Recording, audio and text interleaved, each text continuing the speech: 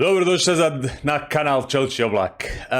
Prije nego što počnemo, naravno, palite taj subscribe button ako već niste. Hvala vam na vašoj podršci i hvala vam na svemu što činite za ovaj kanal. Ja ću nastavljati da vas uveseljavam koliko mogu i da prolazim ovu igru i možda i neke druge stvari skupa. Danas na tapeti imamo jedan vrlo interesantan sadržaj, a to je titel videa iz World of Tanks Dying by Kajzoo. Kajzoo je popularni youtuber, streamer, WOT igrač koji je Španac, čini mi se.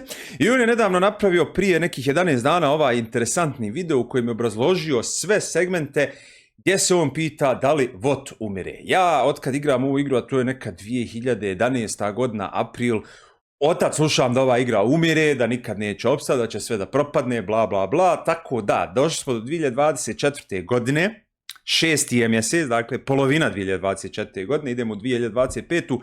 I pitamo se da li će World of Tanks da umre. Uronimo skupa u ovaj video, ja ću da radim reaction, vi ćete da slušate, komentarišete i idemo. Pripremite kafu, cigaru, šta god imate, ja sam sve spremio, sve je spremno, go! The popular online multiplayer game World of Tanks is experiencing a significant downtrend as it's losing thousands of players every day. Even though the game has been extremely profitable with around...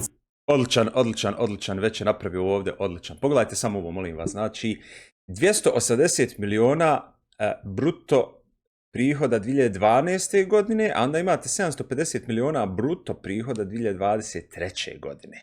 Miliona.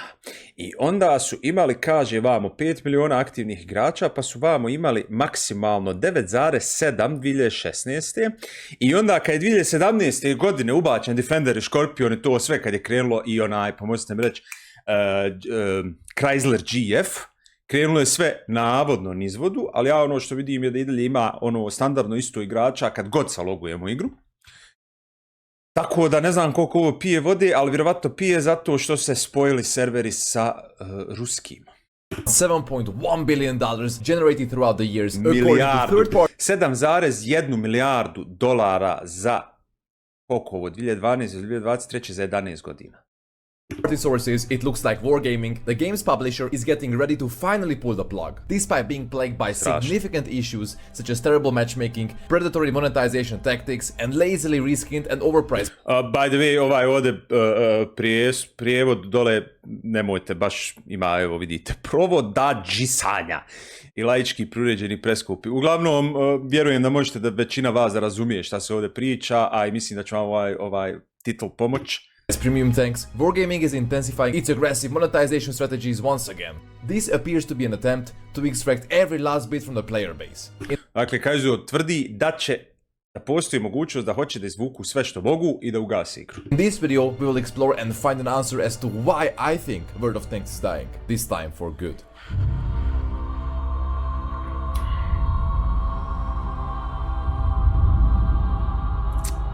Interesantno. Ninja Turtles. If you aren't familiar with World of Tanks, it operates on a freemium business model where the game is free to play, but participants also have the option to pay for premium features. The game mainly focuses on player versus player gameplay, with each player controlling an armored vehicle from the period of pre-World War II to the Cold War era. The most popular game mode is called Random Battles, where players are matched up against others in a 15v15 scenario. World of Tanks Mislim da vam je ovdje sve jasno, ne moram ništa pričati, pogledajte ovu staru grafiku, a stara mapa. Gledajte kako to izgleda, molim vas, prije 15 godina, pogledajte IS-a. Vidimo samo Matchmaking, tier 4. Tier 4. Which is already impressive. Tier 4 znači plus 3, to je bilo plus 3. Combining this with the data I could gather online from different third-party websites, the game has been one of the most profitable ventures ever created, with a rough estimate of making around $7 billion as of 2024. Before we delve into this video, I just want to say that I love World of Tanks and have been playing it for more than 10 years. There is still so much potential in terms of content and player enjoyment, so the last thing I want is for it to be neglected and end up like one of those dead MMOs we frequently encounter nowadays. Going back in the history of World of Tanks, things started to take a darker turn for the game's future around 2017, when complete... 2017. godina, jedan ubačen užasni tank, drugi ubačen tank. Mislim, Škorpion nije toliko užasan, ali Object, ja sam kupio sad Objecta za bondove i probao sam da ga igram. Ok, ima kuburu, ima sve, nije to više taj tank, ali oklop ljudi i dalje radi. Nevjerovatno je koliko batina možete prijemiti u ovome tanku. Sad zamislite tad 2017. prije uvođenja svih ovih tankova svojim svim raznim penetracijama, čudima i ostalim sranjima. Kakav je tad bio, a ja se dobro sjećam kakav je tad bio, a vjerujem da se i vi toga sjećate. Overpowered premium tanks, which could only be obtained with real money, were introduced.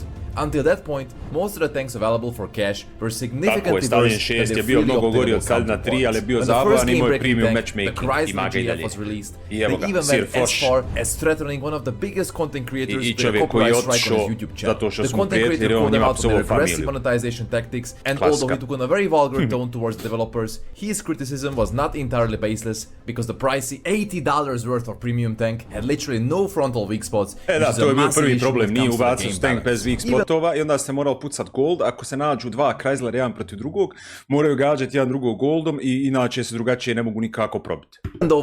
I šta vam to govori? Cash money.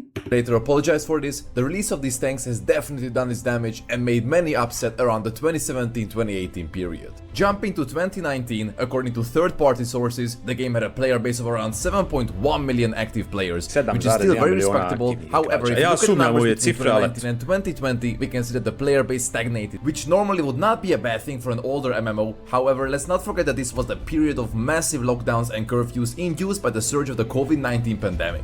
Most online games grew significantly during this period, as many people were forced to stay home. The player count of World of Tanks stagnated during this period, which is already... Da, što kaže da su igra je stagnirala dok je bila korona, što je apsolutno nezamislivo zato što su i bili kućama i trebalo su igrati igrica. A bad sign for the game's health. However, up until 2019, we had major content updates throughout each year. 2020 was when game development started to slow down and it's A pogledajte ovo, molim vas, znači sve su radili i sad imaju ovdje jednu mapu su izbalansirali, jednu mapu, onda spavamo, još jednu mapu, znači godina im treba da jednu mapu radi. Jedna nova mapa, u stvari jedan balans mape. Znači, svake godine jednu mapu radi. Evo, ovdje su dvije uradili, ne mogu reći. Significantly slowed down after 2021. All of these sourced by Wargaming's own documentation of each update throughout the years. Lesser game development with significantly increased monetization obviously leads to many people getting bored and fed up with this strategy, and this combined with the naturally shrinking player base is all very concerning to look at. By 2022, according to third-party sources, the player base shrunk from 7.1 million during the COVID-19 pandemic to a mere 4.5 million, which is a sharp 37% drop. In my view, it was at this point when Wargaming realized that the game is rapidly losing players, and instead of changing their development strategy, they Jer vi sad možete reći, ok, to ima i dalje jako puno igrača, ali uzmite brojeve. Nije vam svejedno ako imate 100 nečega i odjednom imate 60 nečega. Razlika je drastična.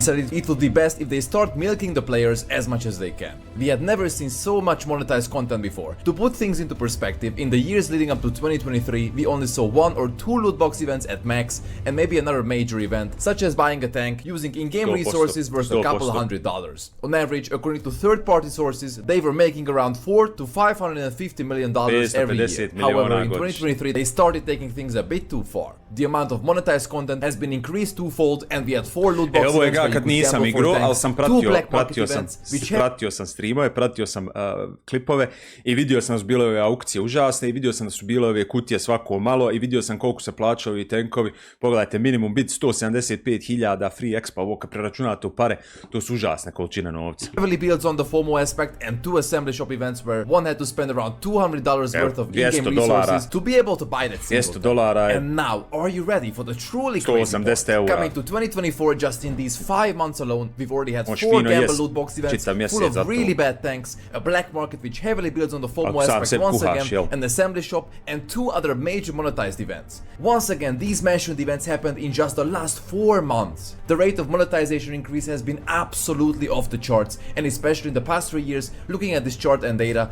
they've managed to quadruple the monetization and revenue. And then this year in just 4 months, we've nearly met the entirety of...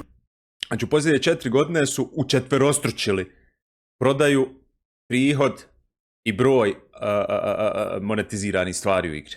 Plus use monetization, which was already unprecedented, and if this doesn't scream the game is dying, we are entering the milking phase to the general player base, I would be absolutely shocked. This milking approach isn't completely alien to online games, as usually with any multiplayer game, 1-2 years before pulling the plug or entering maintenance, the publishers go crazy with their monetization, and they give the notion that nothing is wrong, they act like the game is fine, and that it's still under active development, which is later followed by a farewell announcement. Thank you for your support over the years, but unfortunately, Take a look at the combination of these charts portraying how much content Wargaming added and how many monetized events were taking place during the years. After 2018, you can clearly see the development slowed down significantly, and even though the game could have massively grown during the pandemic, it didn't, as they were extremely reluctant to actively develop their product. For example, in the last 4 years, we had only received 4 new maps, which is a super low amount, and the regular introduction of new tanks is the basic building cube of the game. I've talked about loot boxes before, and the main reason they're seen as predatory is because nowadays almost every new premium tank can only be obtained by buying loot boxes and gambling for them. Back in the day, these loot boxes were very exclusive and only came out during the holiday ops event around Christmas. You could find a lot of good stuff in these boxes, including gold, the premium currency in World of Tanks, and even now. Da, kupite kutiju i dobijete otprilike njenu protuvrijednost u goldu, ako ništa. Ako se posrećite, dobijete i tank ili dobijete premium account koji onda vrijedi više od toga što ste platili kutiju, onda imate osjećaj da ste dali pare za nešto što je zapravo vrijedno i zašto ste trebali da date pare. These Christmas boxes are generally a great deal. Plus there's a pity mechanic that ensures for every 50 boxes you buy, you get a random premium tank from the list. Da, ovo vas tjera da kupite 50 kutija i onda ako kupite 50 kutija dobit ćete sigurno neki taj random tank iz liste. The problems start when these exclusive boxes are no longer special and start coming out almost every month, which has been happening this year. When Wargaming stuffs these boxes with a bunch of premium tanks that most players already own, the chances of getting one of the few new unique ones drop. Because of this, you have to buy more boxes to get that one tank, which means you end up spending more money. Usually, these unique tanks aren't available on their own until much later, sometimes months or even years, which definitely triggers fear of missing out. Another major issue is that these new boxes don't have any gold in them. Instead, when you open a box worth about $1, you might get just a single XP booster, a decal, a camo, or a small amount of credits. There is no gold at all, and many of the new tanks in these boxes are just reskinned versions of existing tanks. Seriously, how low effort is that? For example, the Miel is a reskinned Burask, the Forest Spirit is a reskinned SU-130PM, and the Alembic is an Astron Rex with a 3D style. 100%, ali mislim, realno gledajući, Wargaming je trebao da se okrene i da prodaje samo skinove, da prodaje customization i ostale stvari, da ne dira ništa na balansu i ova igra bi zaradila još više para. Ako pogledamo recimo LoL, ako pogledamo Dotu, vidjet ćemo da ljudi daju pare na skinove i ljudi vole da imaju svoju customization i da njima izgleda taj tank kako oni žele da izgledaju ili kako je cool, sad zavisi koga vi cool napravite. I ljudi to kupuju i to nije skupo, ali kad vam kupi 2 miliona ljudi nešto košta $5 ili 5 eura, onda vi izračunate koliko je to cifre. Izbacite jednu tu mjesečno customization, profit. Just trying to save on development costs. What do you think? Share your thoughts in the comments. On top of that, many of the new tanks that aren't reskinned and are found in these loot boxes are terribly balanced. Some are so weak they could be dropped a tier and still perform poorly. Eto, kaže čovjek da su ovi tankovi koji su trenutno u loot boxama koji dobijaju jako slabi, jako loši, nisu izbalansirani i ono trebaju se dropati i čak kad bi se dropali tir niže, bio bi dalje smeće. Another strange... Ja ne znam, mislim vi pišite u komentarima da li se slažete s ovim ili se ne slažete. ...step is that Wargaming recently decided to shut down the World of Tanks official forums for good. Ugasili su forume, što? Jer su vjerovatno ljudi im psovali microforuma. 2024, the World of Tanks forums have been closed permanently and threads are no longer accessible. We have transitioned our activities to more dynamic and accessible platforms that facilitate better and more immediate communication with our community. The developers stated that they want to focus more on newer platforms like Discord, Reddit and social media, which they think are better for quick and lively interactions. Now, there are multiple reasons as to why they could have made this move. Platforms like Discord and social media have broader reach and can make for quicker, more spontaneous interactions within the community. Maintaining forums requires significant resources, including paid moderation and technical upkeep, and by shutting down the forums they can redirect these resources to other areas of community management. However, a lot of players aren't happy about this move, as the forums were a goldmine of knowledge packed with detailed guides, strategies, and discussions about different game mechanics. For many new players, the forums were the go-to to place to familiarize themselves with the game and get advice from experienced players. Now all this valuable info is going to disappear, and unlike social media where posts come and go, the forums were organized and easy to search,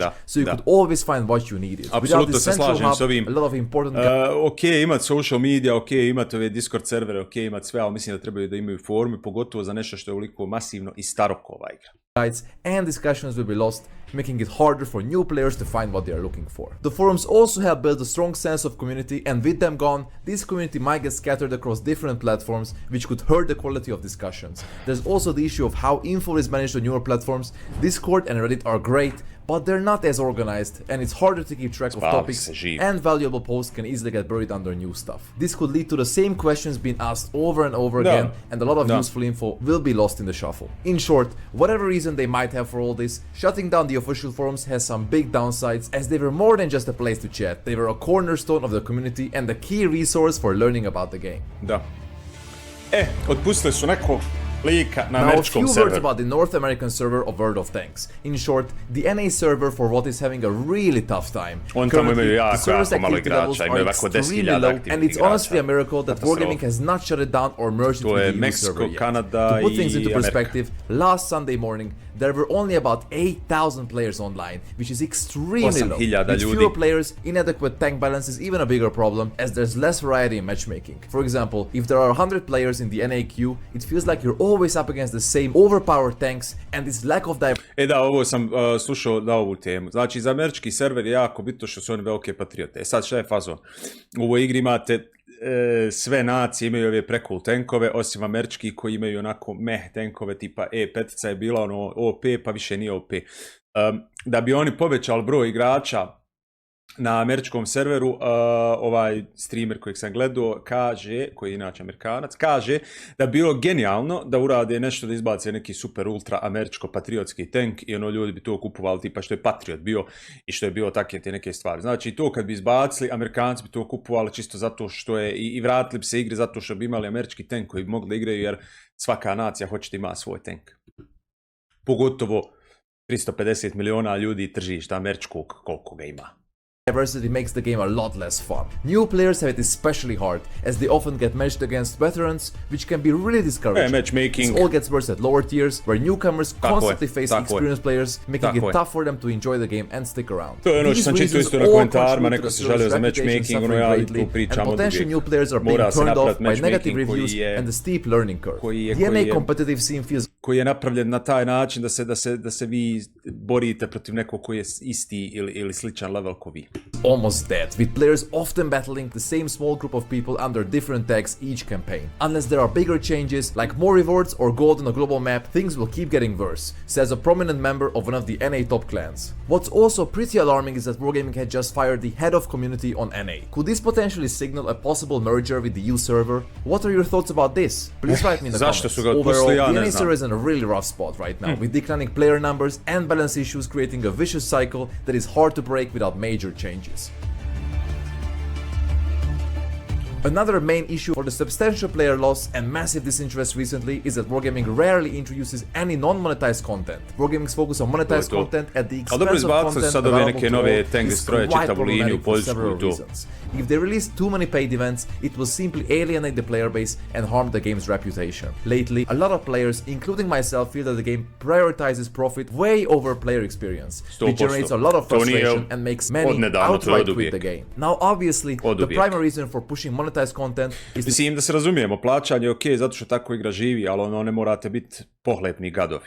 Generate consistent revenue. Free-to-play games like World of Tanks rely heavily on in-game purchases to sustain their operations, as it costs a lot of money running the game with all its features, and to pay for all this, Wargaming offers purchasable items to ensure a steady income stream. Even though the gaming market is highly competitive, Wargaming is adopting more aggressive monetization strategies to maximize profits, which leads down a road of different issues. Players who feel that they cannot progress or compete without spending money may lose interest in the game, and if players feel that the game is too focused on monetization, monetization, they will simply leave for other games. Da, zamislite da ste vi tek sad počeli u igru i da nemate ništa, to je užas, to je bolje se ubiti nego tako igrati. Offer a better Mislim, ne bi želio da odvratim nove igrače, ali sretno vam. Combination of free and paid Mada sad vam je 100 puta lakše nego nama kad smo počeli, zato što imate svoje boostere i ostale zajebanci, ali o tom potom. content. If the general image about a game is that it's too pay to win, it will harm the game's reputation and make it difficult to attract new players, as negative reviews and word of mouth can deter potential newcomers from trying the game.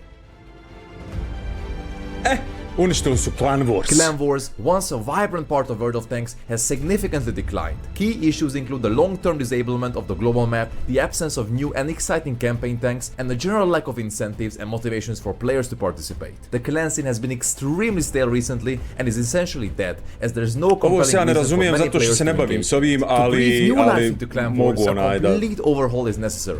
Here's the list of when every single campaign reward tank was Vrlo jednostavno.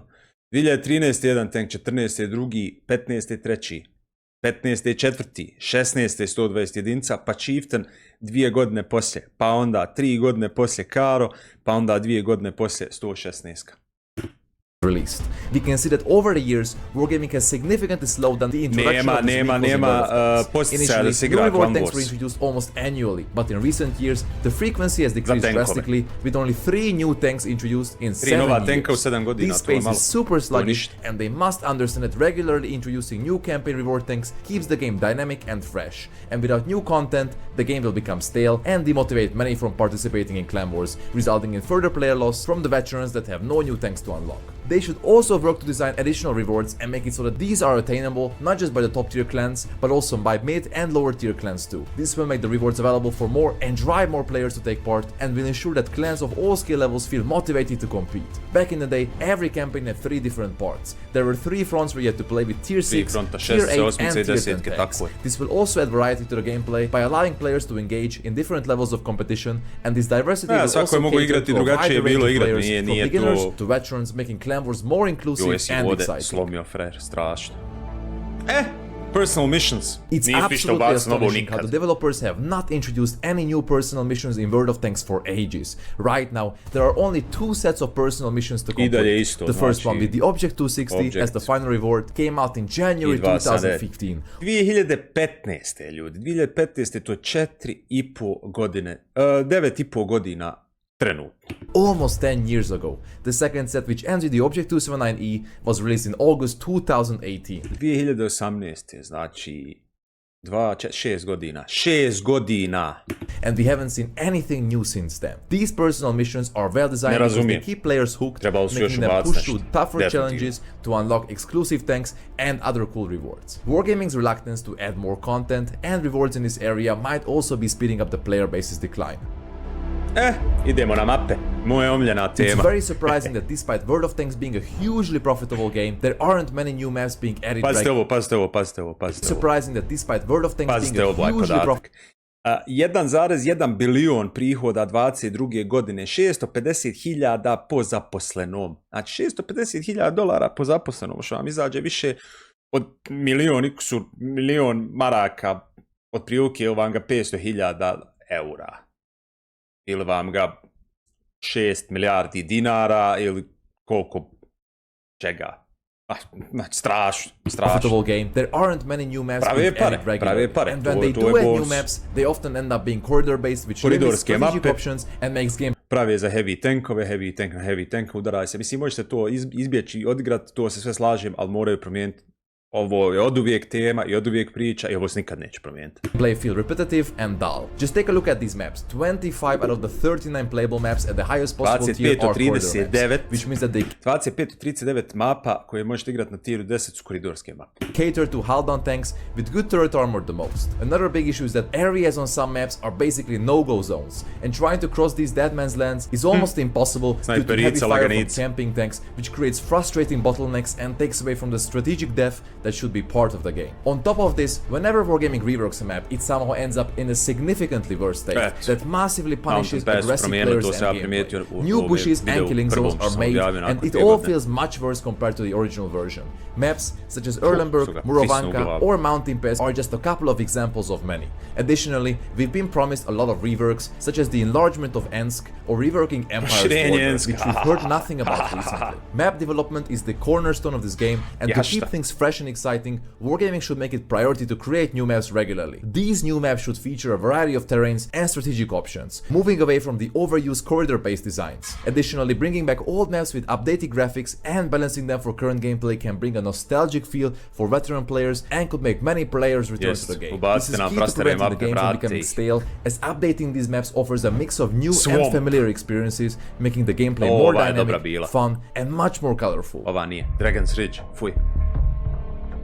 Matchmaking and tank balancing in World of Tanks is a mess right now. There are way too many scouts, artillery, and tank destroyers in the queue, which leads to unbalanced and frustrating battles. Mada ja ovo nisam, ja ovo iskreno, evo sad koliko ovo igram, dan, 2, 3, nije bitno 5, nisam primijetio baš ovo. Što on priča? Revamp, or we need changes to control the number of each tank type. For example, having games with 4 scouts, 2-3 RTs, and 5 TDs per side is too much. We need limits on the super classes to ensure better gameplay. Heavy and medium tanks are supposed to be the main focus of the game, but too many support tanks simply ruin the balance. And this issue is made much worse by the current map designs that do not allow for strategic play and often end in unavoidable crossfire. Maps should support balanced paths for both heavies and mediums. Overall, we need better balance changes and improved map designs to make the game much more enjoyable. Recently, Wargaming has been introducing a new mechanic with every new tank line, but they must understand that šta imaju double aiming system i deep rifled gun. It can fire star trace shells. Okej. Nemam pojma što ovo znači, pišite mi u komentare ako vi znate šta je ovo, ja ne znam. Not every new tank in the game needs a new mechanic. Tank balance is closely tied to the overall game balance. Before the introduction of the Chieftain and Object 279, there were many different metas over the years, with tanks like the E5, the 113, the Type 5 Heavy, and the Super Conqueror being the top dogs. For the past 6 years though, the meta has been dominated by the Chieftain and the Object 279, with only the AMX M4 shaking things up recently. High tier gameplay feels very stagnant, and while balance is crucial, we need fresh changes at not just tier 10, but throughout all tiers. They shouldn't come from new mechanics every 6 months, but from making all tanks exciting again. The amount of power crap tanks in the game is absolutely enormous, and I'm 100% sure that a lot of players would be very happy if their all premium tanks would get a facelift and would get buffed or reworked to be fun and enjoyable again. For example, the FE215B on the RU server was reworked, which brought new excitement. Speaking about the RU server, Lesta Studio, primarily known for their work on World of Warships, took over the development of the Russian version of World of Tanks around late 2021. Since then, they have implemented several significant changes and reworks focusing on na kineskom tržištu, by the way, imaju posebno ovu diviziju i sve ostalo. Improving game balance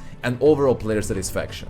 They have been very active in rebalancing maps and tanks, adjusting parameters like firepower, armor and mobility to ensure a fairer game balance. This also includes making weaker tanks more competitive and adjusting overpowered tanks to better fit the game's balance, which Wargaming usually takes way too long to test and implement. Overall, Lesta see much more committed to evolving the game in response to community feedback and changing gaming landscapes, which is crucial for retaining an active and engaged player base. Dobro. Moja omiljena, ja ovo kad sam vidio, ja sam doživio blaži moždani udar. Wargaming has recently launched a new Battle Pass collaboration with the Teenage Mutant Ninja Turtles, introducing theme skins and other content to World of Tanks. In my opinion, a tank game should strive to somewhat keep its historical accuracy, showcasing tanks from various periods with great attention. Pogledajte ovo kad su bacili onu američku mapu, ali ne ovu sad što imamo, nego onu staru. Good old shit. Attention to detail. The Teenage Mutant Ninja Turtle skins, however, are a far cry from the game. Mislim da se zvala Port ili ovako nešto. Usual look. They are colorful, cartoonish, and just plain different from the realistic tank designs players are used to. And while it definitely causes a surge of nostalgia in some due to childhood memories, many think that adding these fictional pop culture skins messes with the game. Na kraju krajeva trebalo se već to trebalo staviti na Turtle, samo skin i završiti.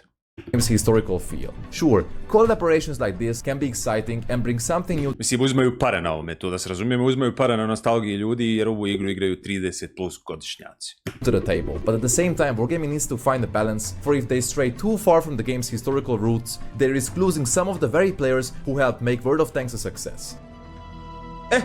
Da li imamo da se vratimo, da popravimo, da riješimo? And grew up playing it, and as a content creator, I still see so much potential in this game. But I honestly believe that we are in the 24th hour when it comes to saving the game from its ever-increasing depopulation. I also feel like we need a bit of fresh air in the room, and wargaming has to come up with something huge that will spark a massive positive response from the community. There are loads of different ideas for this, such as graphical overhaul, massive tank rebalancing, the introduction of old, reworked maps to spark some nostalgia, the introduction of very carefully balanced Tier 11 and Tier 12 tanks. Tier 11, Tier 12 tankova bi bilo pobjeda, znači to bi bilo novi dašak, novo sve, i nove mape koje bi pratile to, i nova oprema koja bi pratila to, i čitav novi game mod možda koji bi pratio to bilo fenomenalno.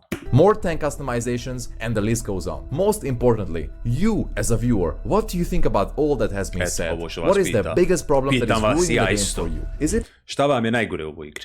Possible for World of Tanks to regain some of its lost player base and start growing again? One thing is for sure, only time will tell whether its developers decide on abandoning ship and moving on from World of Tanks, or trying to actually preserve its longevity by starting to care about it again.